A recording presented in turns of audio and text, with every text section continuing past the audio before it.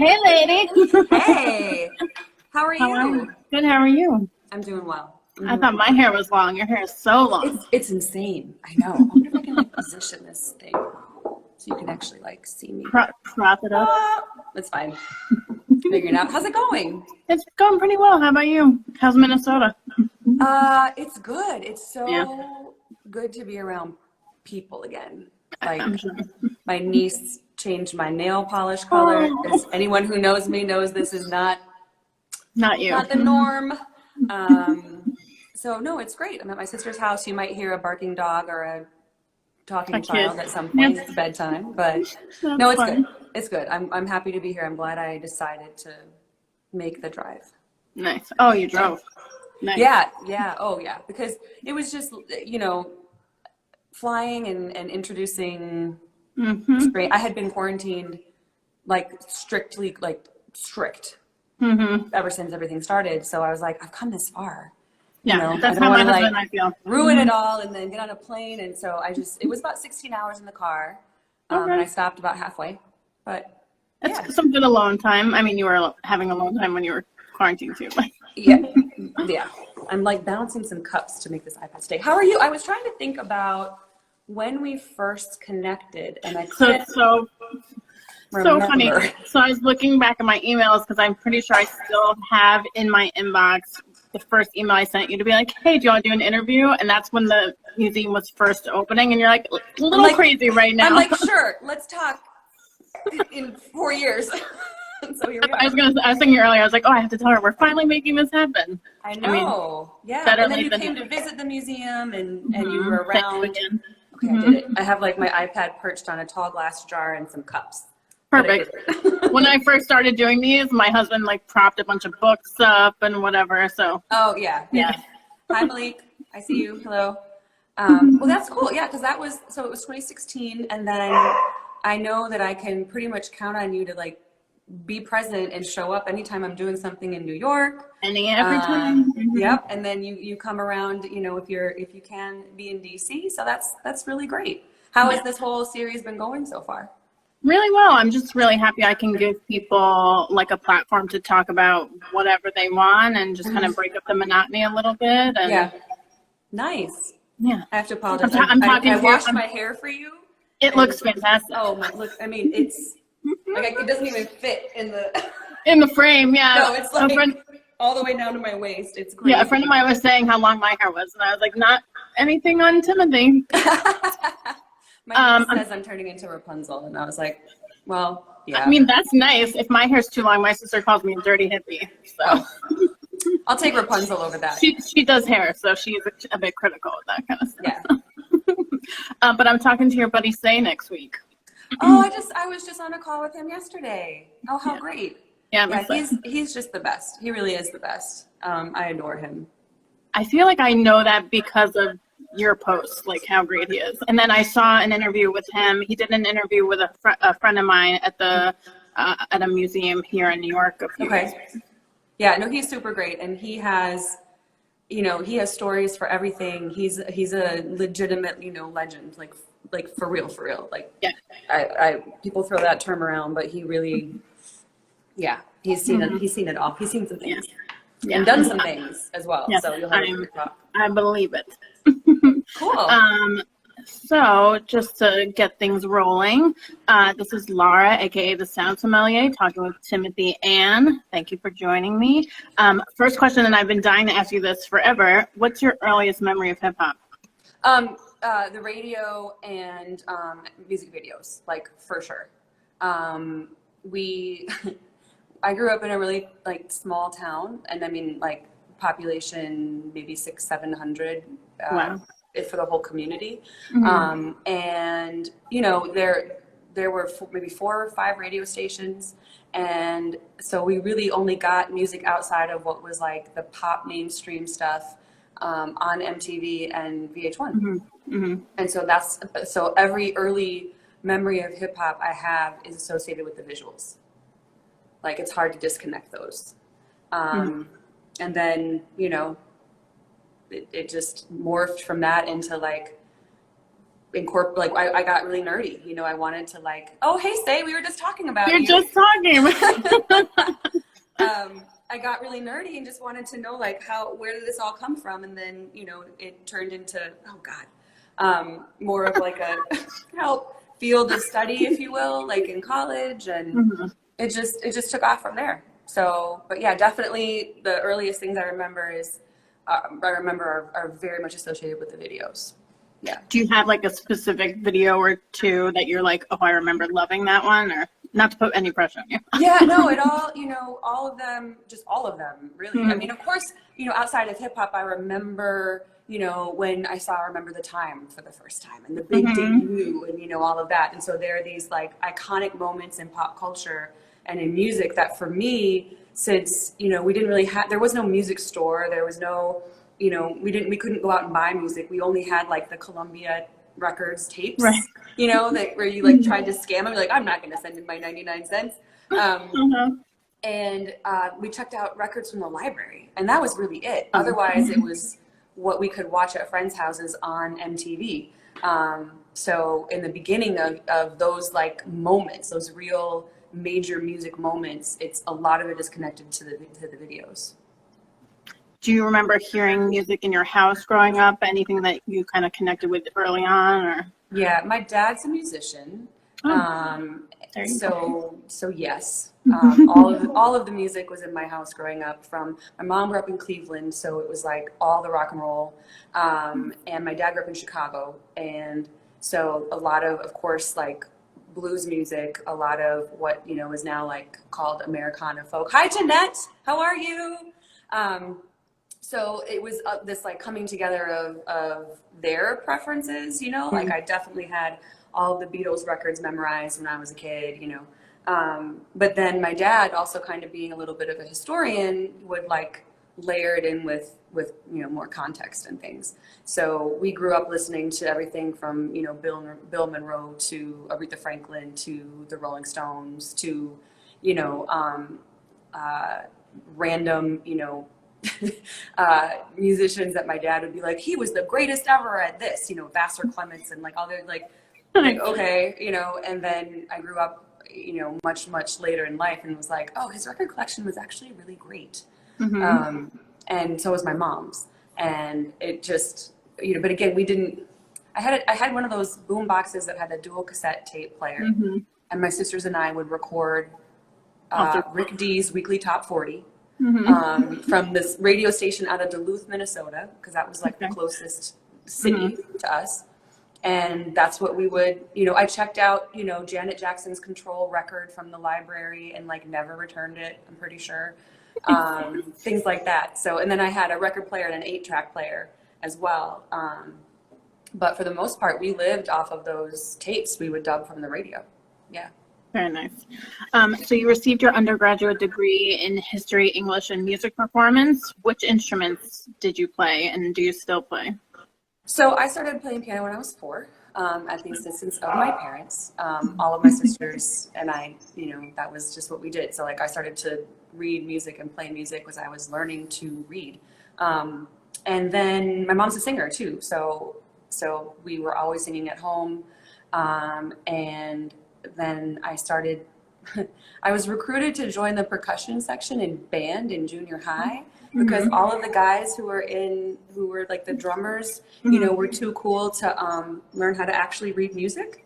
And so they couldn't play any of the mallet percussion, you know, instruments like the xylophone or the bells or the marimba or anything, let alone try to tune a timpani. And so the band director was like, oh, you can read music, or you play piano, you can read music, like try this. And so I tried the mallet percussion instruments, and it turns out I ended up being good at them. And so that was it. Like anytime there was, you know, like the glockenspiel parts in, you know, any of the what that was all me, like played the bells and all of it. So all the Bernstein stuff with the like, yeah. So yeah, it was random, right? And then, hey Sean, I was recruited for the percussion studio at Lawrence University. So I went in as a prospective student and was sitting with Michael Spiro and Jesus Diaz and David Garibaldi from Tower of Power, the drummer from Tower of Power. To this day, David Garibaldi is the only person to get me to actually sit and play at a drum kit. Amazing. Like that was the first and last time. And then I joined the percussion studio, and eventually was like, I'm not going to be a music performance major, but I'm going to keep this area of study, and because I was doing history and English on the side. So, and then eventually it all kind of came together because I was studying American history, race relations, post-Reconstruction, and then I added, all of what we were studying in the percussion studio, drumming from Africa and Brazil and Cuba, and kind of started to make all of these cultural and sonic connections and trace all of these things. And lo and behold, I discovered that I could make a whole job out of it one day. Amazing. What led you to pursuing a degree in museum studies? I didn't get my master's actually until I was a couple years in the game. I started at the American History Museum in 2003 as an intern, and then I came to the new museum in 2009, and I got my master's in 2013. So while we were, Sarita, a whole job, yeah.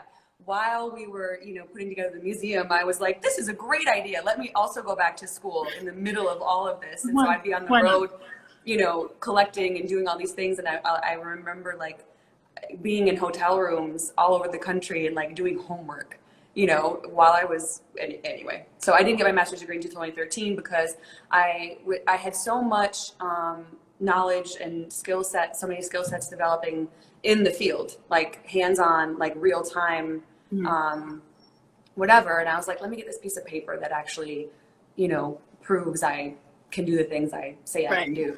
And I'm really grateful I did it because just as the hands-on experience is incredibly important in this job, I really value the difference a museum studies degree has given me because of, and Sarita knows I was talking about this a little while ago with her, the background and the relevancy for how museums were created and why, how problematic so many of them were, if not all of them were, and making those connections between, it's really great to be an expert in a particular topic or field, but to have the actual, like, this is how to do museums kind of thing, is invaluable to me. And I lean on that all the time. And I'm really, really glad that I decided to do that. So you mentioned about how you were on the road already while you were pursuing your degree. How many years have you been on the road? Quote unquote, on the road? Yeah. Well, it's interesting, when the quarantine started, I realized I don't think I had been home in DC for more than 2 weeks in probably 10 years. I couldn't believe that. Yeah, because if I'm not traveling for work, my sisters are here, my nieces and nephews are here in Minneapolis. So this nail polish is still freaking me out. Like every time I see it, I'm like, whose hands are those? Like, oh, it's mine. Amazing. For those of you who missed it, this is my niece's fault. Yeah, so it's always, interesting to think about like how you shape and create the spaces you live in. And like my home space in DC was never designed to be a place I really stay in, because from the beginning in 2010 really was when things really started ramping up. And so I would be gone. I think I was on the road every other week, like roughly when you broke it down. Like I would spend as much time traveling, equal time, in DC. And then when we were, in the office, we were in meetings to plan exhibitions and things, because it was this interesting time of like, normally when you create an exhibition, you're like, here's our object list and here's our script, please design, thank you, and this was like, we were like, we want to have some stuff in there and it's going to be great. And we're going to go find it soon, and so they would always be like, Timothy, what'd you get this time? And so I'd come to the meetings being like, here we have this thing, or here we have that. And my colleague Kevin was like, we're going to have a car, like surprise. And so the designers would have to react to that in real time. But that was the only way to get the stuff, was we had to be, I had to be physically present with people in real life, in real time, to be able to, sell the vision of the museum and develop the relationships that were so crucial to bringing the objects in. You know, it's a balance of trust, it's a balance of respect, and you know, I had to literally show up for them in order to convince, and it wasn't like convince, like twist their arm. It was just to share enough and to share in the most genuine way what it is we were doing, what the, like I said, the vision was and what our intentions were. And, you know, that doesn't mean that once that last visit to collect the stuff, you know, I'm done. Like I go back and see people all the time. Like there are people in New York, like I can't not be up there and say, hey, I'm here, you know, don't have time to see you this trip, but you know, because that's really important. And even after opening, it's the same thing. We're never done collecting. The collection is never finished. It's never complete. So that means traveling all the time. So quarantine was like, put the brakes on. Yeah. What am I, how, what, like, and I'm sleeping in my own bed for like months. Like, I didn't choose this apartment to actually live in it. You know, like this is a place to sleep. And I can't wait to actually get back out and to spend time with people again. Like that's a part of that. Oh gosh, I miss it so much, so much. Yeah, I feel like I'm a people person, but I feel like your whole life is, you have to be. Do you mind if I ask you, how do you go about choosing which objects or artifacts to pursue, or like what stories to go for, kind of thing? Yeah, sure. Yeah. Like, is there like a plan in place first, and then you're like, oh, I think this would fit here? Well, in the beginning of this museum, again, we did things in a very kind of unconventional, almost backwards way. Because normally you're like, we have this amazing collection, let's create a museum around it, or you know, we've received this or that, and let's make something. This was, you know, Lonnie Bunch, our then director, now secretary of the Smithsonian. Shout out to Lonnie. You know, he was given a lot of challenges. I'm choosing my words carefully. Some folks told him that, you know, it was pointless to build a whole new museum dedicated to African American history and culture because there weren't enough stories to fill it. Right. And even if there were stories, none of the objects existed. There wasn't anything new to find that could go in the museum. And so he literally was like, okay, like, watch me, basically. And then said to us, like, go, like, just go and do it. And so we had in the beginning, you know, again, very quickly, we were all moving very fast. But we had our kind of wish lists, if you will, for individuals and, you know, for music groups and, you know, what have you, as well as just general stories we wanted to have represented. And then, you know, a couple of different things would fit to tell that story. And then occasionally it was like a very, very specific thing. Like Dilla's MPC was like a very particular, like, this is the thing. Other things would be great and I would have taken them and it would have been fine, of course. But like that was the holy grail for that wish list, you know. And then sometimes we would and start talking to someone and realize that the things we had in our mind for the best objects weren't it. That, you know, some of the gems in the entire museum are things we would have never known to ask for, or things that we got phone calls about out of the blue from the general public, because a lot of people, we realized, were holding on to their family collections, to their, you know, to their stories, because there wasn't a place that they felt was right for them.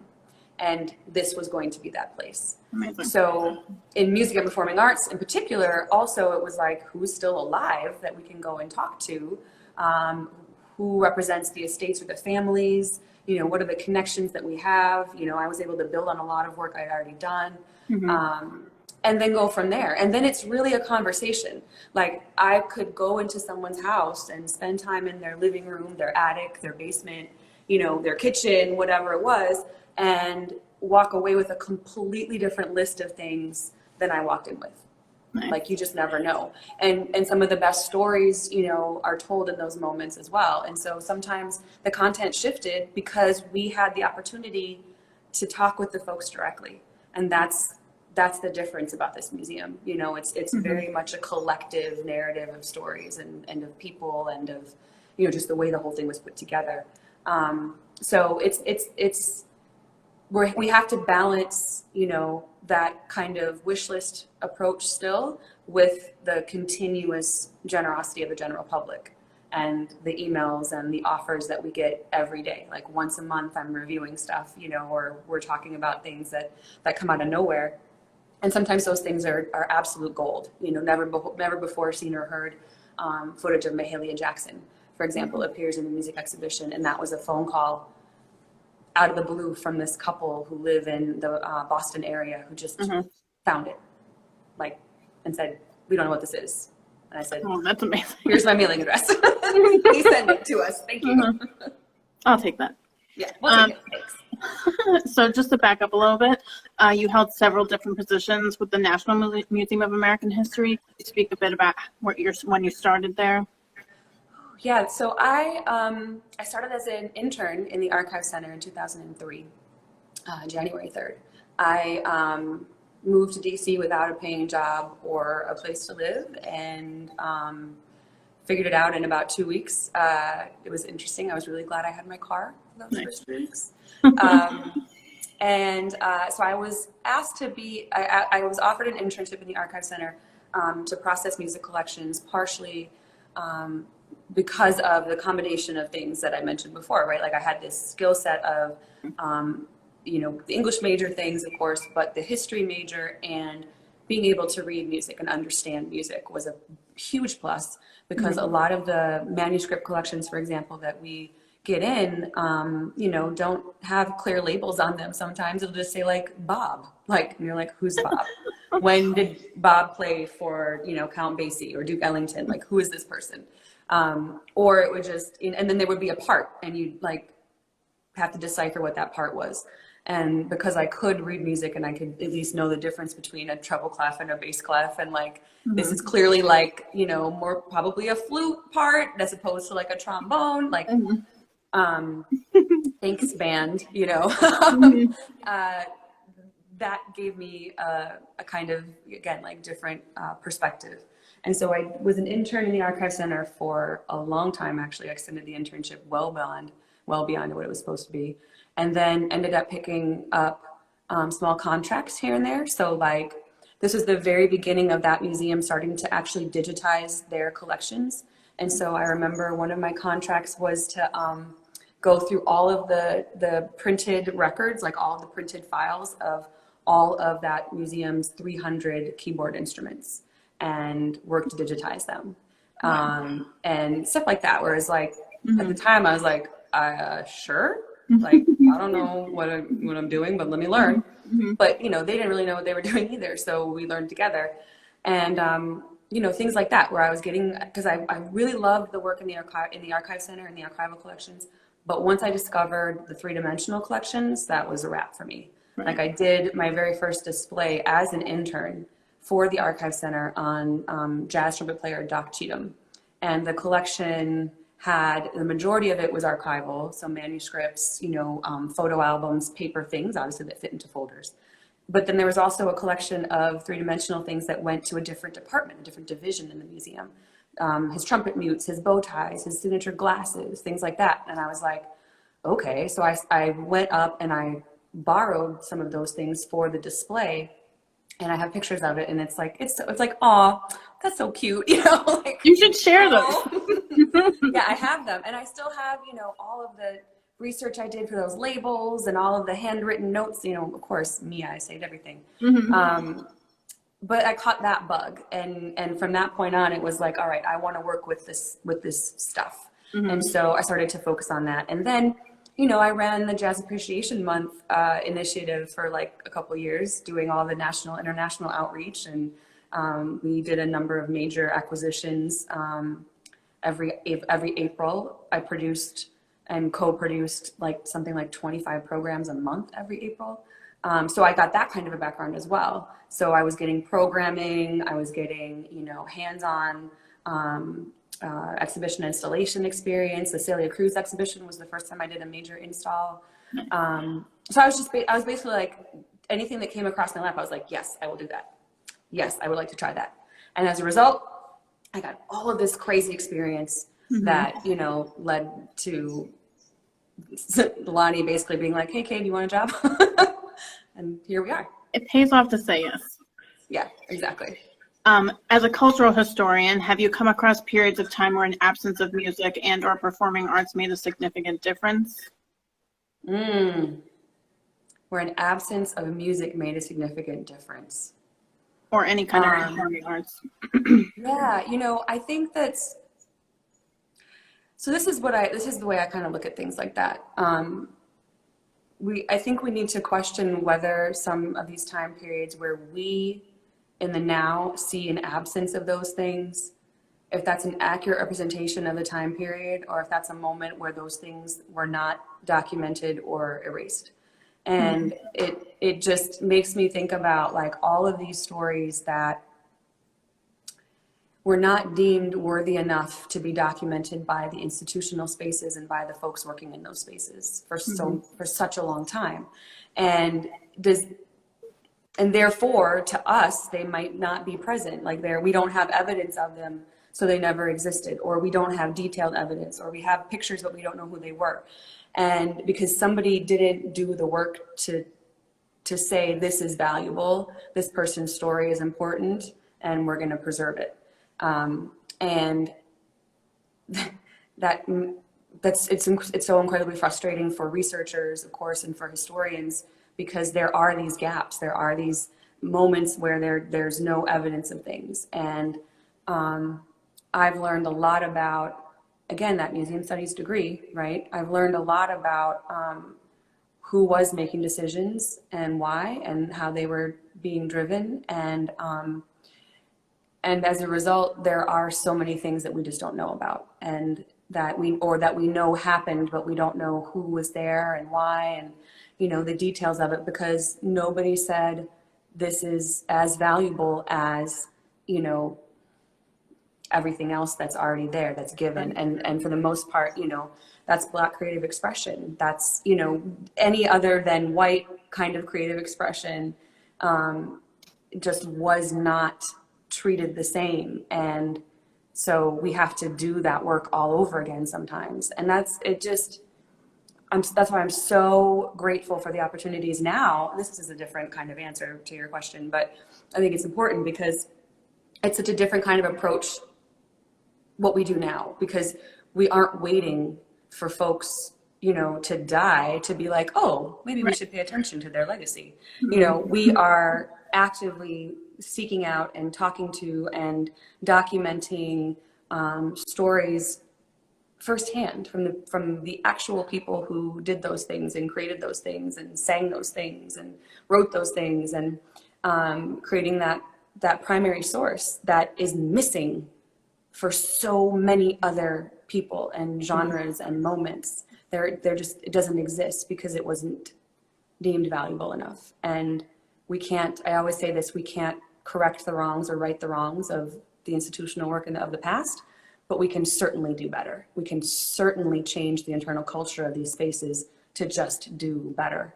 So that in 100 years, and someone's asking, you know, future you and future me, these questions, you know, we don't have to wonder like, oh, I wonder what was happening, you know, in Washington, D.C. around that time creatively, or I wonder what was going on, or I wonder how these communities responded. They won't have to wonder, because there are people out there right now doing the work to document all of the voices that are contributing to this revolutionary moment.